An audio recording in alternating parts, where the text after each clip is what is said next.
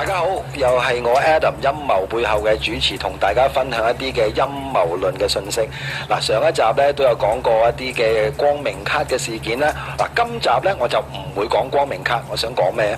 我想講咧就係話1969年美國阿波羅11號嘅登月計劃。嗱，大家都有清楚啦，佢係第一次嘅登月計劃啦。但係咧，我哋陰謀論者咧會覺得，究竟呢件事是真是假咧？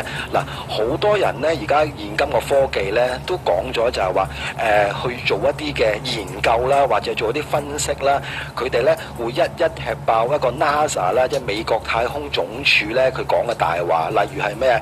就係話，譬如你見到1969年佢登月嗰個時候咧，應該如無意外咧喺個月球度咧係冇風噶嘛？點解佢插嗰個支美國旗咧會有風嘅咧？或者甚至乎點解佢個輪胎啊，因為佢有架車喺登陸咗月球嗰個時候有架車噶嘛？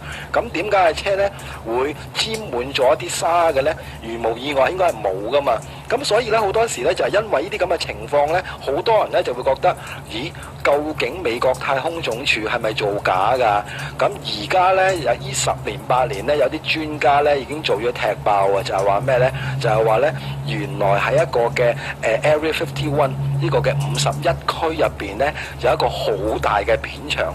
原來正咧嗰個片場咧，就係嗰個時1969年咧去做一啲嘅造假嘅一啲嘅相片啊，或者去影翻一啲嘅月球，佢哋覺得係啲太空人咧登陸月球嗰啲片段啊咁樣。所以咧喺一啲嘅陰謀論者嘅角度咧，永遠都係覺得咧呢個登月嘅計劃咧一定係造假嘅。如果各位觀眾有興趣嘅話咧，你哋都可以上去網度抄翻啲資料，睇下究竟呢一單嘢是真是假。